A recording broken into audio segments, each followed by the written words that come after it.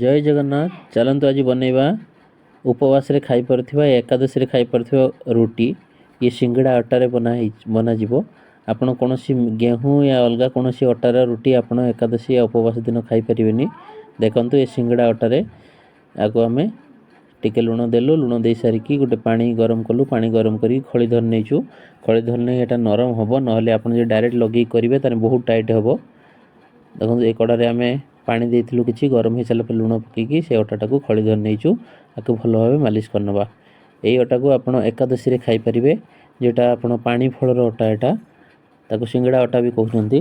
तो आप एकादशी कौन उपवास खाई पारे, अलग कौन अटा गहम गेहूँ आपणकर सुजी खाई पारे।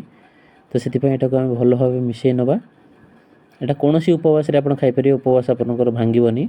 या एकादशी भी आपड़ ये अटार रुटी खाई पारे। देखो सहज उपाय आपको टिके पानी देकी खड़ी धर ने, खड़ी धर सारापर आउ टे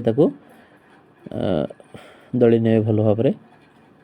जदि आपको लगुए टे पतला अच्छी बोली टे आप अटा मिसई पारे। अटा मिसई सारापर से आम लोई बन नवा।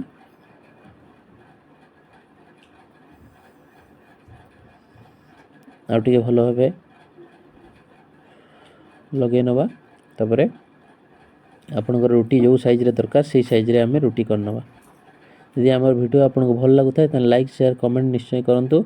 आउ सब्सक्राइब मध्य करूँ, घंटी आइकन को दबाई दिंतु जहाँद्वारा कि आमर प्रथम वीडियोर नोटिफिकेशन आपन पाखे पहुँचो। देखो एमती आप लोई करदेलु, कर सारापर ताको आम एबे बेली नबु। देखो एमती रुटी हो तो आम गोटे तवारे ताको सेकी नवा। ये रुटी जमीती आप रुटी बनौचे सेमती फुलिबो।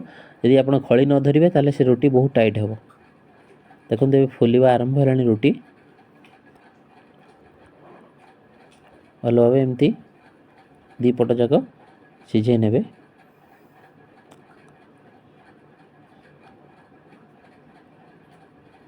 यदि अटा आपको दरकार ताले आप कमेंट कले आपको कही पारि कौटू मिल अटा। देखो आम रुटी पूरा बहुत मस्त फुलिला। Thank you for watching. जय जगन्नाथ।